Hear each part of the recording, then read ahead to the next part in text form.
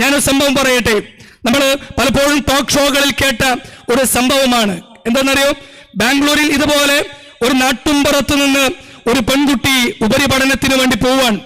അങ്ങനെ ഉപരിപഠനത്തിന് വേണ്ടി ആ പെൺകുട്ടി എത്തിയപ്പോ ആ കോളേജിന്റെ മുമ്പിലുള്ള, ക്യാമ്പസിന്റെ മുമ്പിലുള്ള ഒരു ജ്യൂസ് കടയിൽ നിന്ന് ആ പെൺകുട്ടിയൊന്നും ജ്യൂസ് കുടിക്കും.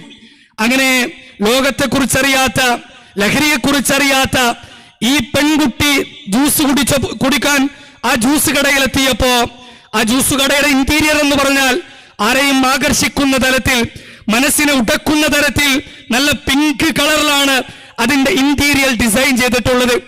ആ പെൺകുട്ടിക്ക് അവിടുത്തെ ജ്യൂസ് മേക്കർ ഒരു ലഹരി കാരിയർ ആയിരുന്നു. ആ പെൺകുട്ടി ജ്യൂസ് ചോദിച്ചപ്പോ അല്പം ചെറിയ ഡോസ് ചേർത്തുകൊണ്ട് ആ ജ്യൂസിൽ കലക്കി കൊടുത്തുകൊണ്ട് ആ പെൺകുട്ടിക്ക് ലഹരി കലർന്ന ജ്യൂസ് നൽകുകയാണ്. പെൺകുട്ടി ആദ്യമായി അത് കുടിക്കുന്നു. അങ്ങനെ അത് കുടിച്ച് ഹോസ്റ്റലിലേക്ക് പോകുന്നു. 16 മണിക്കൂറും 24 മണിക്കൂറും അതിന്റെ അനുഭൂതി നിലനിൽക്കുന്ന അത്രയും ഡോസിലാണ് അവർക്ക് ആ ലഹരി നൽകിയിട്ടുള്ളത്. 24 മണിക്കൂർ കഴിഞ്ഞപ്പോ ആ ലഹരിയുടെ അനുഭൂതി മെല്ലെ മെല്ലെ ശരീരത്തിൽ നിന്ന് വിട്ടൊഴിയാൻ തുടങ്ങിയപ്പോ പെൺകുട്ടിക്ക് വീണ്ടും അത് കുടിക്കണമെന്നായി. പക്ഷേ അതെവിടെ നിന്നാണ് കുടിച്ചത് എന്ന് ഓർമ്മയില്ല. പക്ഷെ മനസ്സിൽ തങ്ങി നിൽക്കുന്നത് ഒരു പിങ്ക് കളറിലുള്ള ഒരു ഇന്റീരിയർ ഡിസൈനാണ്. ആ പിങ്ക് കളർ കാണുന്നിടത്തെല്ലാം ആ കുട്ടി ആ ലഹരി തേടി നടന്നു. അവസാനം വീണ്ടും ആ ജ്യൂസ് കടയിൽ 24 മണിക്കൂർ കഴിഞ്ഞ് കൃത്യം സമയത്ത് ആ ജ്യൂസ് കടയിൽ എത്തുകയാണ്. വീണ്ടും അയാള് ഡോസ് അല്പം കൂടി ചേർത്തുകൊണ്ട് വീണ്ടും കൊടുക്കുകയാണ്. ഇങ്ങനെ അവരറിയാതെ, ആ പെൺകുട്ടി അറിയാതെ, മനസ്സിൽ പോലും വിചാരിക്കാതെ ലഹരിയുടെ ലോകത്തേക്ക് എത്തിപ്പെട്ടു എന്നത് പിന്നീട് കൗൺസിലിംഗ് സെന്ററുകളിൽ നിന്ന്, ആ കുട്ടി പറഞ്ഞ അനുഭവങ്ങളിൽ നിന്നാണ് നമ്മൾ ഇത് കേൾക്കുന്നത്. എന്നാൽ ഇതിൽ ഭൂരിപക്ഷം ആളുകളും, പ്രിയപ്പെട്ടവരെ, ഇത് തുറന്നു പറയാതെ ലഹരിയുടെ ലോകത്തേക്ക് അടിമപ്പെട്ടുകൊണ്ട് മക്കളെ കൊണ്ട് പ്രയാസപ്പെട്ട് ഇത് തുറന്നു പറഞ്ഞാൽ നാട്ടുകാരറിയല്ലോ, കുടുംബക്കാരറിയുമല്ലോ എന്ന് കരുതി എല്ലാം ഉള്ളിലൊതുക്കി കളയുന്ന എത്രയോ രക്ഷിതാക്കളുടെ കണ്ണുനീരുകൾക്ക് നമ്മുടെ നാട് സാക്ഷിയാണ് എന്നത് നമ്മൾ മനസ്സിലാക്കേണ്ടതുണ്ട്. അതോടൊപ്പം മറ്റൊരു പെൺകുട്ടിയുടെ കഥ, അതായത് ഏതാണ്ട് ഹൈസ്കൂളിൽ പഠിക്കുന്ന ഒരു പെൺകുട്ടിയുടെ കഥ. അതായത് ഈ പെൺകുട്ടിക്ക് ശനിയും ഞായറുമായി കഴിഞ്ഞാൽ കൈകാലുകൾ വിറക്കാൻ തുടങ്ങും. അതുപോലെ തന്നെ വല്ലാത്ത അസ്വസ്ഥതകൾ പ്രകടിപ്പിക്കാൻ തുടങ്ങും. അങ്ങനെ ഡോക്ടറുടെ അടുത്ത് കാണിച്ചപ്പോ അതിന്റെ ലക്ഷണങ്ങൾ കണ്ടപ്പോ ഡോക്ടർ പറഞ്ഞു, ഈ പെൺകുട്ടി മയക്കുമരുന്ന് ഉപയോഗിക്കുന്നുണ്ട്, മയക്കുമരുന്നിന് അടിമയാണ്. പെൺകുട്ടിയോട് ചോദിച്ചപ്പോ പറഞ്ഞു, ഞാൻ ജീവിതത്തിൽ ഒരിക്കൽ പോലും മയക്കുമരുന്ന് കണ്ടിട്ടില്ല, ഞാൻ തൊട്ടിട്ടില്ല. കൂടുതൽ ചോദിച്ചപ്പോ ആ പെൺകുട്ടിക്കൊരു പ്രണയമുണ്ടെന്നറിയുകയാണ്. ആ പ്രണയത്തെ കുറിച്ച് ചോദിക്കുന്നു. അങ്ങനെ ആ ആൺകുട്ടിയോടുള്ള സമീപനത്തെ കുറിച്ച് ചോദിക്കുന്നതിന്റെ ഇടയിൽ ആ പെൺകുട്ടിയുടെ മനസ്സിൽ ഓർമ്മ വന്നത്, എനിക്ക് എന്റെ ബെസ്റ്റി എന്നറിയപ്പെടുന്ന എന്റെ കാമുകൻ എനിക്കിടയ്ക്കൊരു ചൂയിങ്കം തരാറുണ്ട്. അങ്ങനെ ആ കാമുകനിലേക്ക് ചോദ്യം ഉയർന്നപ്പോ ആ കാമുകൻ പറഞ്ഞത്, അവനെ ചോദ്യം ചെയ്തപ്പോ ആ കാമുകൻ ചെയ്യുന്ന കാര്യം എന്താണെന്നറിയോ? തന്റെ പ്രിയപ്പെട്ട കാമുകിക്ക്, ഈ പെൺകുട്ടിക്ക്, ആ കാമുകൻ ഒരു ലഹരി കാരിയറാണ്. ഈ പെൺകുട്ടിക്ക് ചൂയിങ്കം കൊടുത്ത ആ ചൂയിങ്കന്റെ അകത്ത് ചെറിയ ചെറിയ ലഹരിയുടെ ഡോസ് വെച്ച് കൊടുത്തുകൊണ്ട് ഈ പെൺകുട്ടിയെ ലഹരിയുടെ ലോകത്തിലേക്ക് എത്തിക്കുകയാണ് ചെയ്തത്. ഇങ്ങനെ നമ്മൾ പറയുമ്പോൾ, പ്രിയപ്പെട്ടവരെ, ഇസ്ലാമിനെ കുറിച്ച്, ഇസ്ലാം മുന്നോട്ട് വെക്കുന്ന പരിധികളെ കുറിച്ച് നമ്മൾ പഠിക്കേണ്ടതുണ്ട്. ഇത് ലഹരിയെ കുറിച്ച് മാത്രമല്ല, ആണും പെണ്ണും തമ്മിലുള്ള ബന്ധത്തെക്കുറിച്ച്, പ്രണയത്തെക്കുറിച്ച്, ഒളിച്ചോട്ടത്തെക്കുറിച്ച്, അതുപോലെ തന്നെ സ്വവർഗ വിവാഹത്തെക്കുറിച്ച് ഇസ്ലാം വെക്കുന്ന പരിധികൾ എവിടെയാണോ ലംഘിക്കപ്പെടുന്നത് അവിടെ സമൂഹം വിപത്തിലേക്ക് പോവുകയാണ്, ലോകം നഷ്ടത്തിലേക്ക് പോവുകയാണ്, കുടുംബം തകർത്തെറിയപ്പെടുകയാണ് എന്ന് നമ്മൾ മനസ്സിലാക്കേണ്ടതുണ്ട്. കാരണം എന്താ? ഇത് അള്ളാഹുവിന്റെ നിയമമാണ്, അള്ളാഹു പഠിപ്പിക്കുന്ന നിയമസംഹിതകളാണ്. ആ നിയമസംഹിതകളെ മനുഷ്യന്റെ കൈകടത്തലുകൾക്ക് വിധേയമാക്കുമ്പോ, അവന്റെ ഇച്ഛകൾക്കനുസരിച്ചുകൊണ്ട് അവനതിന് മാറ്റം വരുത്തുമ്പോ അതിന്റെ അനന്തര ഫലങ്ങൾ നമ്മുടെ സമൂഹം അനുഭവിക്കേണ്ടി വരുമെന്നാണ്. ഞാൻ ലഹരിയെ കുറിച്ച് പറഞ്ഞു വരുന്ന കാര്യം, ഈ കേരള നിയമസഭയിൽ അവതരിപ്പിക്കപ്പെട്ട ലഹരി ഉപയോഗിക്കുന്നവരുടെ കണക്കുകൾ, കേരളത്തിൽ കഴിഞ്ഞ 1.5 വർഷത്തിനിടയിൽ 21 വയസ്സിന് താഴെയുള്ള 21 വയസ്സിന് താഴെയുള്ള കുട്ടികളെയാണ് മയക്കുമരുന്നിന്റെ ഉപയോഗം കാരണം ഡി അഡിക്ഷൻ സെന്ററുകളിൽ അഡ്മിറ്റ് ചെയ്തിട്ടുള്ളത്. എത്രയോ കുട്ടികളെയാണ് അഡ്മിറ്റ് ചെയ്തിട്ടുള്ളത് എന്നത് ഇവിടുത്തെ പ്രതിപക്ഷവും ഭരണപക്ഷവും ഒരുമിച്ചിരുന്നു കൊണ്ട് ആത്മഗതമെന്നോണം അവര് ആ ദുഃഖങ്ങൾ പങ്കുവെക്കുകയും അതിനെതിരെ ഷൂട്ടൌട്ടുകളും അതിനെതിരെ ലഹരി ബോധവൽക്കരണ പരിപാടികളും അതിനെതിരെ നിരന്തരം ക്യാമ്പയിനുകളും ഗവൺമെന്റ് പ്രഖ്യാപിക്കുമ്പോൾ മറുഭാഗത്ത് നമ്മൾ ചിന്തിക്കേണ്ടത് ഇതിന്റെ കാരണങ്ങളെ കുറിച്ച് നമ്മൾ ആരും പഠിക്കാറില്ല. ഇതിനെക്കുറിച്ച് ബോധവൽക്കരണം നടത്തി ഫ്ലാഷ് മൊബ് കളിച്ച് ഇപ്പൊ തൊട്ടടുത്ത് NSS ക്യാമ്പുകളിൽ നിന്നുള്ള ഒരു ടൈറ്റിൽ എന്ന് പറഞ്ഞാൽ ലഹരിക്കെതിരെ ഫ്ലാഷ് മൊബ് കളിക്കുക എന്നുള്ളതാണ്. എന്റെ പ്രിയപ്പെട്ടവരെ, ഇതൊക്കെ പൂർണ്ണമായും സമൂഹത്തിന് ഉപകാരപ്പെടുന്നതാണോ? ലഹരി ബോധവൽക്കരണ പരിപാടികൾ ഓക്കെ നടക്കട്ടെ, നല്ലതാണ്. പക്ഷേ അതിന്റെ അപ്പുറത്തേക്ക് അതിന്റെ അടിസ്ഥാന കാരണങ്ങളെ കുറിച്ച് നമ്മൾ പഠിക്കാനും അറിയാനും തയ്യാറാകേണ്ടതുണ്ട്, ചിന്തിക്കാൻ തയ്യാറാകേണ്ടതുണ്ട്.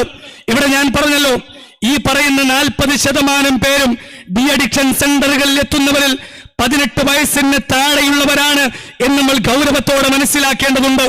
അതോടൊപ്പം ഇവിടെ സെലിബ്രിറ്റികളായ ആളുകൾ ഇതിന്റെ കാരണങ്ങൾ ഇത് സാർവത്രികമാക്കാൻ, ലഹരി ഒരു പ്രശ്നമല്ലാതാക്കി മാറ്റാൻ സിനിമകളിലൂടെ, സീരിയലുകളിലൂടെ, വെബ് സീരീസുകളിലൂടെ, ലേഖനങ്ങളിലൂടെ, ക്യാമ്പസുകളിലെ അത്തരത്തിലുള്ള ചുമരെഴുത്തുകളിലൂടെ ഇത് സാർവത്രികമാക്കുകയാണ്, നാച്ചുറലൈസ് ചെയ്യപ്പെടുകയാണ്. അതൊന്നും ഒരു പ്രശ്നമല്ല എന്നുള്ള ചിന്തകൾ നമ്മുടെ വളർന്നു വരുന്ന കൗമാരക്കാരുടെ, യുവാക്കളുടെ മസ്തിഷ്കത്തിലേക്ക് ഇൻജക്ട് ചെയ്യപ്പെടുകയാണ് എന്ന് നമ്മൾ മനസ്സിലാക്കേണ്ടതുണ്ട്. ഇപ്പോൾ ലഹരിയുടെ അർത്ഥം മാറി. പണ്ട് നമ്മൾ കഞ്ചാവെന്നും അതുപോലെ തന്നെ സിഗരറ്റെന്നും ബീഡിയെന്നും മദ്യമെന്നും ഒക്കെ വിളിച്ചിരുന്ന അതെല്ലാം ഒരു ലഹരിയല്ലാതായി മാറി. ഇന്ന് ആൽക്കഹോളുകൾ, ആമഫിറ്റോൺ, ബ്രൗൺ ഷുഗർ, ബാർബച്ചറൈസ്, ക്രാക്ക് കൊക്കൈൻ ഇങ്ങനെ വ്യത്യസ്തങ്ങളായ പേരുകളിൽ നമ്മൾ അറിയാത്ത ലോകാടിസ്ഥാനത്തിൽ കിട്ടിയിരുന്ന, ആഫ്രിക്കയിൽ കിട്ടിയിരുന്ന, അതുപോലെ തന്നെ റഷ്യയിൽ കിട്ടിയിരുന്ന, മറ്റുള്ള ലോക രാജ്യങ്ങളിൽ, സ്കാൻഡിനേവിയൻ രാജ്യങ്ങളിൽ കിട്ടിയിരുന്ന, യൂറോപ്യൻ രാജ്യങ്ങളിൽ കിട്ടിയിരുന്ന ലഹരി പദാർത്ഥങ്ങൾ പ്രിയപ്പെട്ടവരെ മണിക്കൂറുകൾ കൊണ്ട്, ദിവസങ്ങൾ കൊണ്ട് ഇന്ന് കേരളത്തിന്റെ മണ്ണിൽ, കൊച്ചിയിലും അതുപോലെ തന്നെ കോഴിക്കോട് എയർപോർട്ടിലും കണ്ണൂർ എയർപോർട്ടിലും അതുപോലെ തന്നെ സീപോർട്ടുകളിലൂടെയും നമ്മുടെ കേരളത്തിലേക്ക് ഇറക്കുമതി ചെയ്യപ്പെടുമ്പോ കോടിക്കണക്കിന് ഡോളറുകളുടെ മയക്കുമരുന്നുകൾക്ക് കേരളം വിപണന കേന്ദ്രമാകുമ്പോ, കോടിക്കണക്കിന് ഡോളറുകളുടെ ലഹരികൾ പിടിക്കപ്പെടുമ്പോ നമ്മൾ എപ്പോഴെങ്കിലും ചിന്തിച്ചിട്ടുണ്ടോ പിടിക്കാതെ പോകുന്ന ഈ ലഹരികൾ, LSD-കൾ, MDMA, അതുപോലെ തന്നെ സ്റ്റാമ്പുകൾ, കൊക്കൈനും ക്രാക്ക് കൊക്കൈനും ഇത് എവിടെയാണ് വിറ്റഴിക്കപ്പെടുന്നത് എന്നത് നമ്മൾ ചിന്തിച്ചിട്ടുണ്ടോ? ഈ വിറ്റഴിക്കപ്പെടുന്നത് ഇങ്ങ് കൊച്ചിയിൽ ഇറക്കുന്ന, ഇങ്ങ് തിരുവനന്തപുരത്ത് ഇറക്കുന്ന, ഇങ്ങ് കോഴിക്കോട്ട് ഇറക്കുന്ന ഈ ലഹരികൾ എവിടെയാണ് വിറ്റഴിക്കപ്പെടുന്നത്? നമ്മുടെ മക്കൾ പഠിക്കുന്ന ക്യാമ്പസുകൾക്ക് മുമ്പിൽ, നമ്മുടെ മക്കൾ സുഹൃത്തു വലയങ്ങൾ തീർക്കുന്ന അങ്ങാടികളിലെ ഒറ്റയായി തുറക്കപ്പെട്ട രാത്രിയിൽ തെളിഞ്ഞു കത്തുന്ന ഉറത്തമുറി കടയുണ്ടല്ലോ, ആ കടക്കകത്ത് അത് വിറ്റഴിക്കപ്പെടുമ്പോ, ക്ലബുകൾ വിറ്റഴിക്കപ്പെടുമ്പോ, ബസ് സ്റ്റാൻഡുകൾ വിറ്റഴിക്കപ്പെടുമ്പോ, രാത്രിയിൽ ഏകാന്തമായി നമ്മുടെ മക്കളെ ലഭ്യമാകുന്ന ടർഫിന്റെ പരിസരങ്ങളിൽ വിറ്റഴിക്കപ്പെടുമ്പോ പ്രിയപ്പെട്ടവരെ, സഗൗരവം ഈ സമൂഹത്തിലെ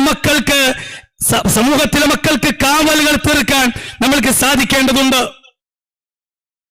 ഈ ഒരു കാര്യം നമ്മൾ എന്ത് പേരിട്ട് വിളിച്ചാലും പ്രവാചകൻ സല്ലല്ലാഹു അലൈഹി വസല്ലം തങ്ങൾ പറഞ്ഞു, ലഹരിക്ക് പല പേരിട്ട് വിളിക്കും.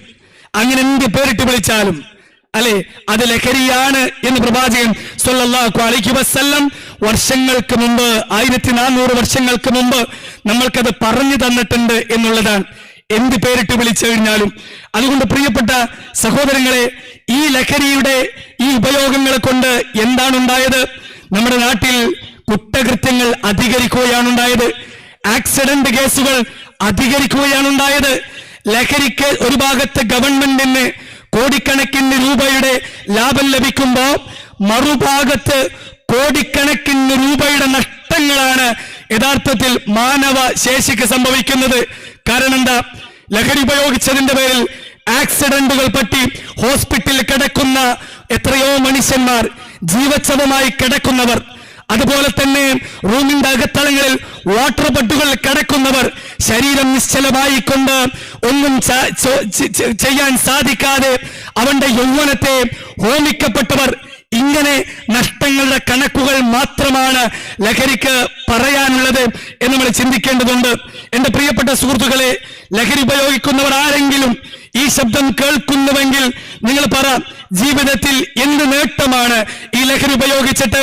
പലപ്പോഴും രക്ഷിതാക്കളായ ആളുകൾ അവര് ഈ ലഹരിക്കാരികൾ ആയിട്ടുള്ള മക്കളെ, ലഹരി വിൽക്കുന്ന മക്കളെ അവരറിയാതെ പോലും അതിന് സമ്മതം കൊടുക്കുകയാണ്. നമ്മുടെ കച്ചവടത്തിൽ ഇതുപോലെ സിഗരറ്റ് വിൽക്കുന്നുവെങ്കിൽ, ബീഡി വിൽക്കുന്നുവെങ്കിൽ, ചെറിയ ചെറിയ ലഹരി പദാർത്ഥങ്ങൾ വിൽക്കുന്നുവെങ്കിൽ, ആ ലാഭത്തിൽ നിങ്ങൾ കൊണ്ടുപോയി നിങ്ങളുടെ മക്കൾക്ക് ഭക്ഷണം കൊടുക്കുന്നുവെങ്കിൽ അത് ഹറാമിന്റെ ഭക്ഷണമാണ് എന്ന് തിരിച്ചറിയേണ്ടതുണ്ട്. ഹറാമിന്റെ ഭക്ഷണത്തിൽ ഊട്ടപ്പെട്ട മക്കൾ നമ്മുടെ മയ്യത്തിന്റെ മുമ്പിൽ നിന്ന് നമസ്കരിച്ചാൽ ആ നമസ്കാരം സ്വീകരിക്കപ്പെടുമോ എന്ന് ഗൗരവത്തിൽ അത് കച്ചവടം ചെയ്യുന്ന സിഗരറ്റായാൽ പോലും താൽക്കാലിക ലാഭത്തിന് വേണ്ടി അത് കച്ചവടം ചെയ്യുന്ന കച്ചവടക്കാരെ നിങ്ങൾ ആലോചിക്കണം. നിങ്ങൾ യുവാക്കളെ കയ്യിൽ വെച്ച് കൊടുക്കുന്ന, കൗമാരക്കാരുടെ കയ്യിൽ വെച്ച് കൊടുക്കുന്ന ഈ സിഗരറ്റിന്റെ കുറ്റികളാണ് ലഹരിയുടെ വലിയ ലോകത്തേക്ക് അവരെത്തിക്കുന്നത് എന്നത് നമ്മൾ തിരിച്ചറിയേണ്ടതുണ്ട്. അതുകൊണ്ട് എന്ത് ലാഭമാണ് സമൂഹത്തിന് കിട്ടിയത്? മദ്യപിക്കുന്നവരെ എന്ത് ലാഭമാണ് നമ്മൾക്ക് ലഭിച്ചത്? ഒരു നല്ല യുവാവാകാൻ നമ്മൾക്ക് സാധിച്ചുവോ? ഒരു നല്ല ഭർത്താവാകാൻ നമ്മൾക്ക് സാധിച്ചുവോ? നല്ല മകനാകാൻ നമ്മൾക്ക് സാധിച്ചുവോ?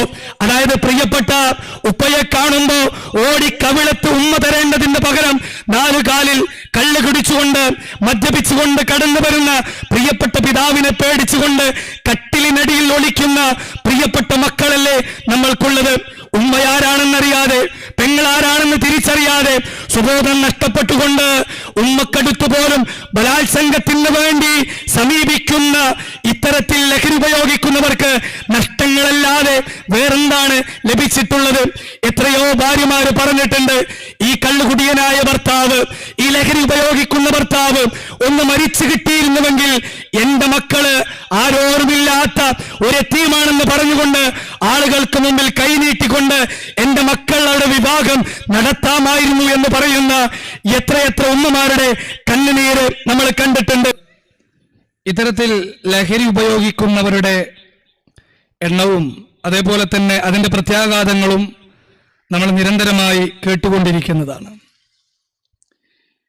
ലഹരിയിൽ തന്നെ വ്യത്യസ്തങ്ങളായിട്ടുള്ള ഇനങ്ങളാണ് യഥാർത്ഥത്തിൽ ഇപ്പോ നമ്മളെ സമൂഹത്തിൽ കാണാൻ കഴിയുന്ന കാര്യം. ഇവിടെ എന്തിനു വേണ്ടിയാണ് മയക്കുമരുന്നുകൾ ഉപയോഗിക്കുന്നത് എന്ന ചോദ്യത്തിന്റെ ഉത്തരം നമ്മൾ ഒന്നാമതായി കണ്ടെത്തണം. ഒന്നാമത് കൗമാരക്കാരെ സംബന്ധിച്ചിടത്തോളം അതിന്റെ അനന്തര ഫലങ്ങളോ അതിന്റെ പ്രശ്നങ്ങളോ അറിഞ്ഞുകൊണ്ടല്ല, മറിച്ച് അത് കൂട്ടുകൂടി ഒരുമിച്ച് അവർ ഉപയോഗിക്കുമ്പോൾ കിട്ടുന്ന ഒരു സന്തോഷവും ഒരു ഹീറോയിസവും ഒക്കെയാണ് ലഹരിയുടെ ലോകത്തേക്ക് അവരെത്തിപ്പെടാൻ ഒരു പ്രധാന കാരണമായി നമ്മൾ മനസ്സിലാക്കേണ്ടത്. അതോടൊപ്പം ഇതിനൊക്കെയുള്ള ഒരു അടിസ്ഥാനപരമായിട്ടുള്ള കാരണം എന്താണ്?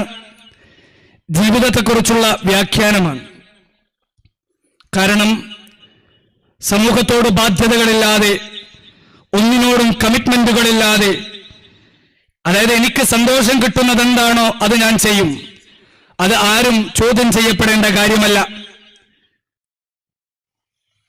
അത് മറ്റുള്ളവർക്ക് ഉപദ്രവമല്ലെങ്കിൽ, ഞാൻ ലഹരി ഉപയോഗിക്കുന്നത് എനിക്ക് സന്തോഷം കിട്ടുന്നുവെങ്കിൽ, അത് മറ്റുള്ളവർക്ക് ഒരു ഉപദ്രവം നൽകുന്നില്ലെങ്കിൽ, അത് ഞാൻ ഉപയോഗിക്കുന്നതിൽ മറ്റുള്ളവർ ആരും എന്നോട് നോ എന്ന് പറയാൻ പാടില്ല. അത്തരം തിയറികളെ കുറിച്ചാണ്, അതായത് യോലോ ലൈഫ് എന്നാണ് പറയുന്നത്. അവരുടെ ഈ ലഹരി ഉപയോഗത്തിൽ ഇത്രമാത്രം നമ്മളെ കൗമാരക്കാരെത്തിപ്പെടാനുള്ള കാരണം ജീവിതത്തെക്കുറിച്ചുള്ള കാഴ്ചപ്പാടില്ലായ്മയാണ്, ജീവിതത്തിന്റെ ലക്ഷ്യത്തെക്കുറിച്ചുള്ള കാഴ്ചപ്പാടില്ലായ്മയാണ്. കാരണം അവർ വിചാരിക്കുന്നത് ഞങ്ങൾക്കൊരു ജീവിതമേ ഉള്ളൂ, അതൊരു മുന്തിരിച്ചാറ് പോലെ അടിച്ചു പൊളിക്കാനുള്ളതാണ്. അതുകൊണ്ട് തന്നെ ഞങ്ങൾ എങ്ങനെ ജീവിച്ചാൽ എന്താണ്, മരണത്തിന് ശേഷം ഒരു ജീവിതമുണ്ടോ എന്നതിനെക്കുറിച്ച് അവരൊരിക്കലും ഗൗരവത്തിൽ ചിന്തിക്കുന്നില്ല. ഈ ആശയങ്ങൾ അവരുടെ ഉള്ളിലേക്ക് ഇട്ടുകൊടുത്തത് ഇവിടുത്തെ ലിബറലിസമാണ്. അതായത് സ്വതന്ത്രവാദമാണ്. മരണത്തിന് ശേഷം ജീവിതമില്ല. അതുകൊണ്ട് മാക്സിമം അടിച്ചു പൊളിക്കാൻ പറ്റുന്ന അത്ര അടിച്ചു പൊളിക്കുക. ധാർമ്മികത ഉപദേശിക്കുന്നവർക്ക് ഞങ്ങളുടെ ജീവിതത്തിൽ സ്ഥാനമില്ല. ഞങ്ങൾ ആരും ധാർമ്മികത ഉപദേശിക്കണ്ട എന്ന് പറയുന്നവരാണ് ഇന്ന് യുവാക്കളിൽ ഭൂരിഭാഗം ആളുകളും. ഇന്ന് നിങ്ങളുടെ മക്കളെ നിങ്ങൾ ഉപദേശിച്ചു നോക്ക്. അവര് പറയും, ഞാൻ ഒന്നിനാത്രം പോകുന്നവനാണ്, എനിക്ക് എന്റെ ജീവിതത്തെക്കുറിച്ച് കാഴ്ചപ്പാടുകളുണ്ട്, നിങ്ങൾ എന്നെ ഉപദേശിക്കണ്ട. അധ്യാപകന്മാരുടെ ദുഃഖം എന്താണ്? കുട്ടികൾ പറഞ്ഞാൽ അനുസരിക്കുന്നില്ല. മാതാപിതാക്കളുടെ ദുഃഖം എന്താണ്? അവർ പറഞ്ഞാൽ അനുസരിക്കുന്നില്ല. നമ്മുടെ തലമുറ മാറിയിട്ടുണ്ട്. മുൻപത്തേതുപോലെ മാതാപിതാക്കളോട് ബഹുമാനമില്ല, അധ്യാപകന്മാരോട് ബഹുമാനമില്ല, സമൂഹത്തെ പേടിയില്ല, നാട്ടുകാരെ പേടിയില്ല.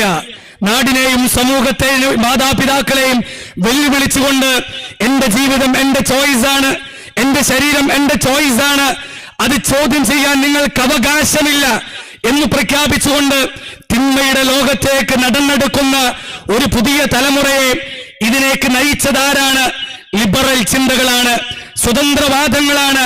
ആ സ്വതന്ത്രവാദത്തിന്റെ പരിണിത ഫലമാണ് ഒളിച്ചോട്ടം അധികരിച്ചത്, അതോടൊപ്പം തന്നെ പ്രേമം അധികരിച്ചത്, അതോടൊപ്പം തന്നെ സ്വവർഗ വിവാഹം അധികരിച്ചത് എന്നത് നമ്മൾ മനസ്സിലാക്കണം. ഇന്നെല്ലാം നാച്ചുറലൈസ് ചെയ്യപ്പെടുകയാണ്. ഇന്ന് ഒന്നിനും ഒരു ഗൗരവമില്ല. ആരെങ്കിലും ലഹരി ഉപയോഗിക്കുന്നു എന്ന് പറഞ്ഞു കഴിഞ്ഞാൽ അതൊരു ഗൗരവത്തിൽ നമ്മൾ മനസ്സിലാക്കുന്നില്ല. അത് സർവ്വസാധാരണമല്ലേ എന്ന ഒരു ചിന്തയാണ് നമ്മുടെ മനസ്സിലേക്ക് ഓടി വരുന്നത്. അതുകൊണ്ട് പ്രിയപ്പെട്ടവരെ, ഇതിന്റെ പ്രധാനമായ കാരണം എന്താണ് എന്നത് നമ്മൾ പഠിക്കേണ്ടതുണ്ട്. ഈ കാരണങ്ങളിലേക്ക് ഇറങ്ങിച്ചെല്ലുമ്പോ, ഈ പ്രശ്നങ്ങളെ കുറിച്ച് നമ്മൾ ചർച്ച ചെയ്യുമ്പോ, ഓരോ പ്രശ്നങ്ങളെയും നമ്മൾ പരിശോധനയ്ക്ക് വിധേയമാക്കുമ്പോ നമ്മൾ എടുക്കേണ്ട ഓരോ സംഗതികളുണ്ട്. നമ്മുടെ സമൂഹത്തിന്റെ ഓരോ കാര്യങ്ങൾ. ഇനി നമ്മൾ ലഹരിയെ കുറിച്ച് പറഞ്ഞപ്പോ നമ്മൾ പറഞ്ഞു, അത് ലഹരിയല്ലേ, അത് സ്വാഭാവികമായിട്ടും ഇത് യുവാക്കൾക്കിടയിൽ അങ്ങനെ ഉണ്ടാകും എന്നുള്ള ചിന്തയാണ്, അല്ലെങ്കിൽ മക്കൾക്കിടയിൽ അങ്ങനെ ഉണ്ടാകുന്നതാണ്. രണ്ടാമത്തെ കാര്യം, നമ്മൾക്കിടയിൽ കാരണവന്മാര് നേതൃത്വം കൊടുക്കുന്ന നമ്മുടെ വിവാഹത്തിന്റെ രംഗം എന്താണ്? വിവാഹത്തിന്റെ രംഗം എന്താ? ആദ്യം ഒരു ദിവസം നീണ്ടു നിന്നിരുന്ന വിവാഹം, അല്ലെങ്കിൽ 2 ദിവസം നീണ്ടു നിന്നിരുന്ന വിവാഹം ഇന്ന് എത്ര ദിവസം? ഇന്ന് 5 ദിവസമാണ്. മഞ്ഞൾ കല്യാണം, അരിക്കുത്ത് കല്യാണം, അതുപോലെ തന്നെ വിവാഹത്തിന്റെ തലേനാള്. അങ്ങനെ ആണും പെണ്ണും കൂടിക്കലർന്നുകൊണ്ടും പാട്ടുപാടിയും മ്യൂസിക്കുകൾ കൊണ്ട് അരങ്ങ് തകർത്തുകൊണ്ടും വിവാഹം കഴിക്കുമ്പോ അത് തെറ്റല്ലേ എന്ന് ചോദ്യം ചെയ്തവൻ കുടുംബത്തിന്റെ ഗ്രൂപ്പിൽ നിന്ന് പുറത്തു പോകേണ്ട അവസ്ഥയാണ്. കാരണം എന്താ? ഇതൊക്കെ സാധാരണല്ലേ, ഈ വിവാഹത്തിനല്ലേ ഒന്ന് അടിച്ചു പൊളിക്കാൻ പറ്റുള്ളൂ, അതുകൊണ്ട് ഇത് സർവ്വസാധാരണമല്ലേ എന്ന രൂപത്തിലേക്ക് മുൻപ് ആൺകുട്ടികളാണ് ഈ ഡാൻസ് ചെയ്തതെങ്കിൽ ഇന്ന് കല്യാണം കഴിക്കാൻ പോകുന്ന പെൺകുട്ടി, അല്ലെ, ആ വധുവും വരനും ഒരുമിച്ച് നിന്നുകൊണ്ട് ഡാൻസ് കളിക്കുമ്പോ നമ്മൾ വിചാരിക്കും എന്താണ്? പെൺകുട്ടി കുറച്ചുകൂടി ബോൾഡായതാണ്. അല്ല പ്രിയപ്പെട്ടവരെ, പെൺകുട്ടിയുടെ മനസ്സിന്റെ അകത്തളത്തിലുള്ള ലജ്ജ എന്ന വികാരത്തെ ഊരിക്കളഞ്ഞതിന് ക്യാമ്പസുകൾക്ക് ഒരു വലിയ പങ്കുണ്ട് എന്നതാണ്. ഫ്ലാഷ് മോബുകൾക്ക് വലിയ പങ്കുണ്ട് എന്നതാണ്. ഇവിടുത്തെ യുവജന രാഷ്ട്രീയ പ്രസ്ഥാനങ്ങൾക്ക് വലിയ പങ്കുണ്ട് എന്നതിന്റെ മാറ്റമാണ് നമ്മൾ മനസ്സിലാക്കേണ്ടത്. പെൺകുട്ടികൾ ബോൾഡായതല്ല, പെൺകുട്ടികൾ അവരുടെ അവകാശങ്ങൾക്ക് വേണ്ടി ശബ്ദിക്കാൻ വേണ്ടി സമൂഹത്തിൽ മാറി എന്നതല്ല, മറിച്ച് ഒരു പെണ്ണിന്റെ ഭംഗി ലജ്ജയാണ്, ലജ്ജ ഈമാനിന്റെ ഭാഗമാണ് എന്ന് പഠിപ്പിക്കപ്പെട്ട അടിസ്ഥാന ബാലപാഠങ്ങൾ ഒളിച്ചെറിഞ്ഞുകൊണ്ട് ഇത്രയും ആളുകൾക്ക് മുമ്പിൽ നവവധുവിന് പാട്ടുപാടി അല്ലെങ്കിൽ ഡാൻസ് ചെയ്ത് നൃത്തം വെക്കാൻ മടിയില്ലാത്ത വിധം മനസ്സിന്റെ അകത്ത് നാച്ചുറലൈസേഷൻ, സ്വതന്ത്രവാദത്തിന്റെ അടിസ്ഥാന ബാലപാഠങ്ങൾ അവരെ മനസ്സിൽ ഇൻജക്ട് ചെയ്യപ്പെട്ടതിന്റെ ചില അനുരണനങ്ങളാണ് നമ്മൾ കണ്ടുകൊണ്ടിരിക്കുന്നത്. അതുകൊണ്ട് പരിധി വിടുന്ന വിവാഹവേളകൾ ഇന്നൊരു വെല്ലുവിളിയായി ഇത് സമൂഹത്തിൽ കണ്ടുകൊണ്ടിരിക്കുകയാണ്. ഇതെല്ലാം നമ്മളോട് പറയുന്നത് ജീവിതത്തിന്റെ കാഴ്ചപ്പാടുകൾ മാറിയിട്ടുണ്ട്, പ്രവാചകൻ പഠിപ്പിച്ച ജീവിതത്തിന്റെ വീക്ഷണങ്ങൾ മാറിയിട്ടുണ്ട്, ഇസ്ലാം പഠിപ്പിച്ച കല്യാണത്തിന്റെ വിവാഹത്തിന്റെ ലക്ഷ്യത്തിൽ നിന്ന് സമൂഹം വഴിമാറിയിട്ടുണ്ട്, തിന്മകൾക്കുള്ള കേന്ദ്രവുമായി വിവാഹരംഗം മാറിയിട്ടുണ്ട് എന്നുള്ള ഒരു യാഥാർത്ഥ്യമാണ് യഥാർത്ഥത്തിൽ നമ്മൾ മനസ്സിലാക്കേണ്ടത് പ്രവാചകൻ സല്ലല്ലാഹു അലൈഹി വസല്ലമ തങ്ങൾ പറഞ്ഞു, അവസാന കാലഘട്ടത്തിൽ സംഗീതം ഹലാലാക്കുന്ന, മദ്യം ഹലാലാക്കുന്ന, പട്ടുവസ്ത്രം ഹലാലാക്കുന്ന, മ്യൂസിക് ഹലാലാക്കുന്ന ഒരു കാലഘട്ടം നിങ്ങൾ പ്രതീക്ഷിക്കണമെന്ന് പറഞ്ഞപ്പോ ആ കാലഘട്ടത്തിന് സാക്ഷ്യം വഹിക്കുകയാണ് നമ്മളെന്ന് നമ്മുടെ കുടുംബനാഥൻ എന്നുള്ള നിലക്ക് നമ്മൾക്ക് ഓർമ്മ വരേണ്ടതുണ്ട്. അതോടൊപ്പം ഇസ്ലാമിന്റെ വിവാഹരംഗം എന്താണ്? ഇസ്ലാമിന്റെ വിവാഹരംഗം ധൂർത്തിന്റെ വിവാഹമല്ല. ആളുകൾക്ക് മുമ്പിൽ പൊങ്ങച്ചം കാണിച്ചുകൊണ്ട് വ്യത്യസ്തങ്ങളായ വിഭവങ്ങൾ വിളമ്പിക്കൊണ്ട് നമ്മുടെ സമ്പത്തിന്റെ ധൂർത്തിന്റെ അളവ് കാണിക്കാനും അഭിപ്രായം നേടാനുമല്ല, മറിച്ച് മനുഷ്യൻക്ക് അല്ലാഹു സുബ്ഹാനഹു വ തആല അവൻക്ക് നിയോഗിച്ചിട്ടുള്ള അവന്റെ ലൈംഗിക പൂർത്തീകരണത്തിന്റെ വേളയായിക്കൊണ്ടാണ് വിവാഹത്തെ ഇസ്ലാം പഠിപ്പിച്ചിട്ടുള്ളത്. അതല്ലാതെ നമ്മൾക്ക് തോന്നുന്ന, കൂട്ടുകാർക്ക് തോന്നുന്ന, നാട്ടുകാർക്ക് തോന്നുന്ന സകല തമ്മാടിത്തത്തിന്റെയും അരങ്ങ് തകർക്കാനുള്ള വേദിയല്ല യഥാർത്ഥത്തിൽ ഇസ്ലാമിന്റെ വിവാഹത്തിന്റെ രംഗം. അത് വലിയ ഒരു നന്മ നടക്കുന്ന, വലിയൊരു കരാറിന് സാക്ഷ്യം വഹിക്കുന്ന വേദിയാണ് യഥാർത്ഥത്തിൽ ഇസ്ലാമിന്റെ വേദി. ഈ വിവാഹത്തിന്റെ കാഴ്ചപ്പാടുകളായി ഇസ്ലാം പഠിപ്പിക്കുന്നത് എന്ന് നമ്മൾ മനസ്സിലാക്കേണ്ടതുണ്ട്. ഒരു പുതിയ ജീവിതം തുടങ്ങുന്നിടത്തേക്കുള്ള, ഒരു പുതിയ ചിന്തകൾ തുടങ്ങുന്നിടത്തേക്കുള്ള ഇണയും തുണയുമായി ജീവിക്കുന്നതിന്റെ ഒരു രംഗമാണ് വിവാഹമെന്നാണ് യഥാർത്ഥത്തിൽ ഇസ്ലാം പഠിപ്പിച്ചിട്ടുള്ളത്. എന്നാൽ ഇന്ന് ആ വിവാഹ രംഗത്തും ഒരുപാട് പ്രശ്നങ്ങൾ അനുഭവിക്കുകയാണ്. ഒരു ഭാഗത്ത് വിവാഹത്തിന്റെ ധൂർത്ത്, ഒരു ഭാഗത്ത്, മറുഭാഗത്ത് സ്ത്രീധനം ഒരു വലിയ പ്രശ്നമായി, മറുഭാഗത്ത് അല്ലെ, ആലോചിച്ച് നോക്ക്. ജനിച്ചത് പെൺകുഞ്ഞാണെന്നറിഞ്ഞു കഴിഞ്ഞാൽ വാപ്പയുടെ ഹൃദയങ്ങൾ പിടക്കുകയാണ്, വേദനിക്കുകയാണ്.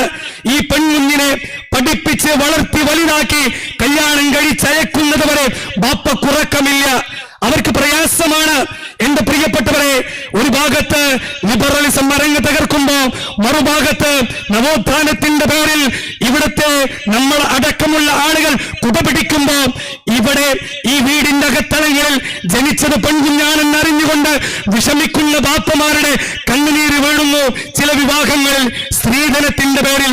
പ്രിയപ്പെട്ടവരെ, അതായത് പുരുഷൻ അവന്റെ ഈ പെൺകുട്ടിയെ വിവാഹം കഴിക്കണമെങ്കിൽ ഡിമാൻഡുകൾ വെക്കുകയാണ്. ഇത്ര തന്നാലേ നിങ്ങൾ മകളെ വിവാഹം കഴിക്കുകയുള്ളൂ. അങ്ങനെ പെൺകുട്ടി എന്ന് പറഞ്ഞാൽ വിവാഹ കമ്പോളത്തിൽ വില കുറഞ്ഞ ഒരു വസ്തുവായി, ഒരു ചരക്കായി കൊണ്ട് ഇവിടെ ചിത്രീകരിക്കപ്പെടുമ്പോൾ ഇസ്ലാമിന് ചിലത് പറയാനുണ്ട്. കാരണം എന്താ? ആദ്യം യുവാക്കളോട് പറയാനുള്ളത്, നിങ്ങൾക്ക് ചങ്കൂറ്റമുണ്ടാകണം. സ്ത്രീധനമില്ലാതെ വിവാഹം കഴിക്കാനുള്ള ചങ്കൂറ്റവും നക്കല്ലുമാണ് ആൺകുട്ടികൾക്കുണ്ടാകേണ്ടത്. ബാപ്പ പറഞ്ഞതിന്റെ പേരിൽ, അമ്മാവന്മാര് പറഞ്ഞതിന്റെ പേരിൽ, എളാപ്പമാര് പറഞ്ഞതിന്റെ പേരിൽ ഒരു പെൺകുട്ടിയുടെ വാപ്പയുടെ കണ്ണുനീര് നിങ്ങളുടെ വിവാഹത്തിന്റെ വസ്ത്രത്തിലോ നിങ്ങളുടെ വീട്ടിൽ വിളമ്പുന്ന ഭക്ഷണത്തിലോ വീണാൽ, എന്റെ പ്രിയപ്പെട്ടവരെ, നിങ്ങൾ പെണ്ണിന്റെ വീട്ടിൽ നിന്ന് വാങ്ങുന്ന സമ്പത്ത് മഹറെന്ന പേരിൽ വാങ്ങിയാലും സമ്മാനമെന്ന പേരിൽ വാങ്ങിയാലും എന്നിട്ട് നിങ്ങളെ കൊണ്ടുപോയി നിങ്ങളുടെ വീട്ടിലെ നിങ്ങളുടെ കൂട്ടുകാർക്ക്, നാട്ടുകാർക്ക് ആ പെൺകുട്ടിയുടെ വാപ്പ തന്ന സ്ത്രീധനത്തിൽ നിന്ന് ഭക്ഷണം വിളമ്പിക്കൊടുക്കുക. ആ ഭക്ഷണം കൊണ്ടുപോയി ലാബിൽ കൊണ്ടുപോയി ടെസ്റ്റ് ചെയ്ത് കഴിഞ്ഞാൽ നമ്മൾക്ക് മനസ്സിലാക്കാൻ സാധിക്കും അതിൽ ആ ഉപ്പയുടെ കണ്ണുനീര് കലർന്നിട്ടുണ്ട്. ആ ഉപ്പയുടെ കണ്ണുനീര്, അധ്വാനത്തിന്റെ, വിയർപ്പിന്റെ, വേദനയുടെ, ആ പെൺകുട്ടിക്ക് വേണ്ടി ചെലവഴിച്ച സമ്പത്തിന്റെ കണ്ണുനീര് കലർന്ന ആ ഭക്ഷണം കഴിക്കാൻ മഹല്ല് നിവാസികളെ നമ്മളും ചെല്ലാറുണ്ട്. അതുകൊണ്ട് സഗൗരവം ചില തീരുമാനങ്ങൾ എടുക്കാൻ നമ്മൾക്ക് സാധിക്കേണ്ടതുണ്ട്. മറുഭാഗത്ത് വിവാഹ രംഗത്ത് മറ്റൊരു വെല്ലുവിളി എന്താണെന്നറിയോ? ഇപ്പൊ പെൺകുട്ടികൾക്ക് വിവാഹം വേണ്ട. ഞാൻ ഒരു NSS ക്യാമ്പില് ഇതേപോലെ സ്ത്രീ സംവാദ സദസ്സിൽ പങ്കെടുക്കാനും സാക്ഷ്യം വഹിക്കാനും ഒരു അവസരം കിട്ടി. അവിടെ ഫെമിനിസ്റ്റുകളുടെ ഭാഗത്തു നിന്ന് സംസാരിക്കുന്ന, ബോധപൂർവം അങ്ങനെ ഒരു സ്ത്രീയെ കൊണ്ടുവന്ന് സംവാദം സംഘടിപ്പിക്കുകയാണ്. അതിൽ ബോധപൂർവം ചില ചോദ്യങ്ങൾ ക്യാമ്പിലെ പെൺകുട്ടികളെ കൊണ്ട് ചോദ്യം ചെയ്യിപ്പിക്കുകയാണ്. ആ പെൺകുട്ടികളെല്ലാം ചോദിക്കുന്ന ചോദ്യം ഇതാണ്: വിവാഹം കഴിക്കാതെ ജീവിച്ചൂടെ? വിവാഹം കഴിക്കാതെ ജീവിച്ചൂടെ? വീട്ടിൽ ഞങ്ങൾക്ക് സ്വാതന്ത്ര്യമില്ല. കല്യാണം കഴിച്ച പെൺകുട്ടികൾ പറയാൻ, അതായത് കല്യാണം കഴിക്കാൻ നിക്കാഹ് ചെയ്തിട്ട പെൺകുട്ടി, മുസ്ലിം പെൺകുട്ടികൾ, തട്ടമിട്ട പെൺകുട്ടികൾ ഈ ഫെമിനിസ്റ്റുകളോട് ചോദിക്കുകയാണ്, വീട്ടിൽ സ്വാതന്ത്ര്യമില്ല, ഈ വിവാഹമില്ലാതെ സ്ത്രീക്ക് ജീവിക്കാൻ പറ്റുമോ? പൊതു സദസ്സായതുകൊണ്ട് അവരിങ്ങനെ, ആ ഫെമിനിസ്റ്റായ ആ ലേഡി ഇങ്ങനെ സംസാരിച്ച് ഇങ്ങനെ വരുമ്പോ പറയാൻ ഒരു പൊതു സദസ്സായതുകൊണ്ട് എനിക്ക് പറയാൻ ചില ലിമിറ്റുകളുണ്ട്. പൊട്ടിച്ചെറിയണം. നിങ്ങൾ എന്ത് പൊട്ടിച്ചെറിയണം? എന്ത് പൊട്ടിച്ചെറിയണം? പവിത്രമായ ബന്ധത്തിന്റെ പേരിൽ ഒരാണ് പെണ്ണിന്റെ കഴുത്തിൽ കെട്ടിയ മകനെ പൊട്ടിച്ചെറിയണമെന്ന് ആധുനിക യുവതികളെ പഠിപ്പിക്കുന്ന ലിബറലിസം. പൊട്ടിച്ചെറിയാൻ മടിയുണ്ടോ? എന്നാ പിന്നെ നിങ്ങൾ എന്താ അനുഭവിച്ചോളൂ. ഡൈവേഴ്സ് ചെയ്യാൻ മടിയുണ്ടോ? വീട്ടിൽ അമ്മായിമ്മ നൽകുന്ന പീഡനങ്ങളെ കുറിച്ച് വേദനയോടെ ഒരു പരിഹാരത്തിന് വേണ്ടി ചോദിച്ച പെൺകുട്ടിയോട് പറഞ്ഞത് പൊട്ടിച്ചെറിയണം താലിമാല എന്നാണ്. ഇത് പഠിപ്പിക്കുന്ന വിവാഹത്തിന്റെ കാഴ്ചപ്പാടുകളില്ലാത്ത പെൺകുട്ടികൾ മറുഭാഗത്ത്. നിങ്ങൾ വിളിക്കുക, ക്യാമ്പസുകൾ പഠിക്കുന്ന 20 വയസ്സ് പിന്നിട്ട നിങ്ങൾ പെൺകുട്ടികളെ വിളിച്ചിട്ട് ചോദിക്കും, മോളെ വിവാഹം കഴിക്കണല്ലോ, എന്താ എന്റെ അഭിപ്രായം? എനിക്ക് വേണ്ട, എനിക്ക് വിവാഹം വേണ്ട എന്ന് പറയുന്ന പെൺകുട്ടികളാണ് നമ്മളിൽ ഭൂരിപക്ഷവും എന്ന് നമ്മൾ ചിന്തിക്കണം. ഇത് സ്വാഭാവികമായും ഒരു ദിവസം കൊണ്ട് ഉണ്ടായതല്ല. മറിച്ച് ഇങ്ങനെ നിരന്തരമായി കല്യാണം എന്ന് പറഞ്ഞാൽ സ്വാതന്ത്ര്യം നഷ്ടപ്പെടുത്തുന്ന ഒരു കാര്യമാണ്. കല്യാണം എന്ന് പറഞ്ഞാൽ വീട്ടിൽ ഒരുപാട് ജോലികൾ ഉണ്ടാകുന്ന ഭാരിച്ച ഉത്തരവാദിത്തമാണ്. കല്യാണം എന്ന് പറഞ്ഞാൽ ഇങ്ങനെ ഗർഭം ചുമന്നുകൊണ്ട് നിങ്ങളെ സ്വാതന്ത്ര്യം നഷ്ടപ്പെടുത്തുന്ന കാര്യമാണ് എന്ന് നിരന്തരമായി പെൺകുട്ടികളുടെ മനസ്സിലേക്ക് ഇൻജക്ട് ചെയ്തുകൊണ്ട് ഈ വിവാഹത്തെ വെറുക്കാൻ പഠിപ്പിക്കപ്പെടുന്ന പാഠ്യപദ്ധതികളും ലിബറലിസ്റ്റ് ചിന്തകളും സോഷ്യൽ മീഡിയകളിലൂടെ റീൽസുകളും കണ്ടിട്ടാണ് നമ്മുടെ പെൺകുട്ടികൾ ചെറുപ്പം മുതൽ വളരുന്നത്. ഇവിടെ എന്താ പരിഹാരം? എന്താ ഇവിടെ പരിഹാരം? വേറൊന്നുമില്ല. പരിഹാരം എന്ന് പറഞ്ഞാൽ ഏറ്റവും നല്ല ഭാര്യയാകാൻ, ഏറ്റവും നല്ല ഭർത്താവാകാൻ ഉപ്പക്കും ഉമ്മക്കും സാധിക്കാന്നുള്ളതാണ്. അവരുടെ ജീവിതത്തിന്റെ ആസ്വാദനത്തിന്റെ മേഖലകൾ കണ്ടിട്ട് കല്യാണം കഴിക്കാൻ കൊതിക്കുന്ന മക്കളായി നമ്മളെ മക്കളെ പരിവർത്തിപ്പിക്കുക എന്നുള്ളതാണ്. അതുകൊണ്ട് സഹോദരങ്ങളെ, ഇങ്ങനെയൊക്കെയുള്ള അടിസ്ഥാനപരമായിട്ടുള്ള കാര്യങ്ങൾ. പിന്നെ മറുഭാഗത്ത് പിന്നെ അവിടെ ഉണ്ടായിരുന്ന ഒരു കാര്യം എന്താ വെച്ച് കഴിഞ്ഞാല്, ഇപ്പൊ ക്യാമ്പിൽ ഒരു അനുഭവങ്ങൾ തന്നെ പറയാൻ, അതായത് ആൺകുട്ടി പെൺകുട്ടി എന്നുള്ള വ്യത്യാസം വേണ്ട. അതായത് ആൺകുട്ടി പെൺകുട്ടി എന്നുള്ള വ്യത്യാസം വേണ്ട. നമ്മൾ മനസ്സിലാക്കുന്ന പെൺകുട്ടികളാണ് കൂടെ ഫ്രണ്ടായിട്ട് കാലങ്ങളായിട്ടുള്ളതെങ്കിൽ പെൺകുട്ടി, അതായത് എന്റെ കൂട്ടുകാർ, അത് പെൺകുട്ടിക്ക് പെൺകുട്ടിയെ വിവാഹം ചെയ്യാം, ആൺകുട്ടിക്ക് ആൺകുട്ടിയെ വിവാഹം ചെയ്യാമെന്ന സ്വർഗാനുരാഗത്തിന്റെ ചിന്തകളും നമ്മുടെ സമൂഹത്തിലേക്ക് വിതറുകയാണ് ലിബറലിസ്റ്റിന്റെ വക്താക്കൾ എന്ന് നമ്മൾ തിരിച്ചറിയേണ്ടതുണ്ട്. അതുകൊണ്ട് ഇതിനൊക്കെ അടിസ്ഥാനപരമായുള്ള കാരണം എന്ന് പറഞ്ഞാൽ ലിബറലിസമാണ്. ആ ലിബറലിസം സ്വതന്ത്രവാദം പാഠ്യപദ്ധതികളിലൂടെ, അതുപോലെ തന്നെ ക്യാമ്പസുകളിലൂടെ, NSS ക്യാമ്പുകളിലൂടെ, അതുപോലെ തന്നെ മറ്റുള്ള സംവാദങ്ങളിലൂടെ, ചർച്ചകളിലൂടെ നിരന്തരമായി നമ്മുടെ യുവതലമുറയുടെ തലയിലേക്ക് അവർ കൊത്തിവെക്കുമ്പോൾ അവസാനം അവരെത്തിപ്പെടുന്നത് അവർ പ്രവാചകനെ ചോദ്യം ചെയ്യാൻ തുടങ്ങും. പ്രവാചകന്റെ വിവാഹത്തെ ചോദ്യം ചെയ്യും, അള്ളാഹുവിനെ ചോദ്യം ചെയ്യും, അവസാനം നിരീശ്വരവാദത്തിലേക്ക് എത്തും. അവസാനം അള്ളാഹു വേണ്ടെന്ന് പറയുന്ന രംഗത്തിലേക്ക് അവരെത്തിക്കുമ്പോഴാണ് അവർ യഥാർത്ഥത്തിൽ യുക്തിവാദത്തിന്റെ സ്വഭാവം അവർ പുറത്തെടുക്കുന്നത്. ഇവിടെ ഇസ്ലാം മാത്രമാണ് പരിഹാരമുള്ളത്. കാരണം ഇസ്ലാം പറയുന്നത് നിങ്ങൾക്ക് തോന്നിയതുപോലെ ജീവിക്കാന്നതല്ല, നിങ്ങൾക്ക് തോന്നുന്ന തോന്നലുകളെ ആത്മനിയന്ത്രണം ഇടാൻ നിങ്ങളെ പ്രേരിപ്പിക്കുന്നത് എന്താണോ അതാണ് ആത്മീയ ബോധം. ആ ആത്മീയ നിയന്ത്രണം നിങ്ങൾക്കുണ്ടാകണം എന്ന് ഇസ്ലാം പഠിപ്പിക്കുന്നു. അതിനുവേണ്ടിയാണ് ജീവിതം. ജീവിതം കേവലം ആസ്വദിക്കാനല്ല, ആസ്വദിച്ച് തീർക്കാനല്ല.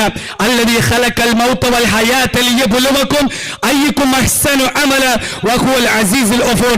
തോന്നുന്നതെല്ലാം സ്വാതന്ത്ര്യത്തോടുകൂടി ചെയ്യാൻ വേണ്ടിയല്ല ജീവിതം, മറിച്ച് നിങ്ങൾക്ക് ചെയ്യാനുള്ള പ്രലോഭനങ്ങൾ വരുമ്പോഴും ആത്മനിയന്ത്രണം പാലിക്കുന്നത് ആരാണോ എന്ന് തിരിച്ചറിയാൻ വേണ്ടിയാണ്.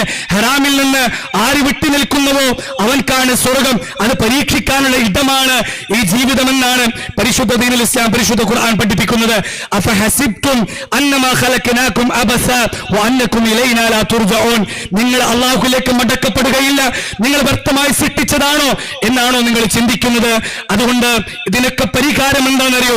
രാവും പകലും നമ്മൾ നിരീക്ഷിച്ചു കൊണ്ടിരിക്കുന്ന അല്ലാഹു ലാ ഇലാഹ ഇല്ലാ ഹുവൽ ഹയ്യുൽ ഖയ്യൂം, ഒരിക്കലും മയങ്ങാത്ത ഉറങ്ങാത്ത പടച്ച റബ്ബിന്റെ നിരീക്ഷണത്തിലാണ് നാം എന്ന ബോധ്യം മാത്രമാണ്. എന്ത് ക്യാമ്പസുകൾ മാറിയാലും, എന്ത് സമൂഹം മാറിയാലും, ഏത് സ്വതന്ത്രവാദഗതിക്കാരെ നമ്മളെ മനസ്സിനെ പരിവർത്തിപ്പിക്കാനും മസ്തിഷ്ക പ്രക്ഷാളനത്തിന് വിധേയമാക്കാൻ ശ്രമിച്ചാലും എന്റെ റബ്ബിന്റെ മതം ഇതല്ല എന്ന് പ്രഖ്യാപിക്കാനുള്ള പ്രതിസ്വരങ്ങൾ ഉണ്ടായി വരേണ്ടതുണ്ട്. അതിലേക്ക് നമ്മുടെ മക്കളെ പരിവർത്തിപ്പിക്കാൻ നമ്മൾക്ക് സാധിക്കട്ടെ, നമ്മുടെ യുവാക്കൾക്ക് ഗൈഡ് ലൈൻസ് കൊടുക്കാൻ നമ്മൾക്ക് സാധിക്കട്ടെ എന്ന് പ്രാർത്ഥിച്ചുകൊണ്ട്, ആഗ്രഹിച്ചുകൊണ്ട്, ആശംസിച്ചുകൊണ്ട് ഞാൻ എന്റെ സംസാരത്തെ അവസാനിപ്പിക്കുന്നു. വാഖിർ ദഅവാന അൽഹംദുലില്ലാഹി റബ്ബിൽ ആലമീൻ. അസ്സലാമു അലൈക്കും വറഹ്മത്തുള്ളാഹി വബറകാതുഹു.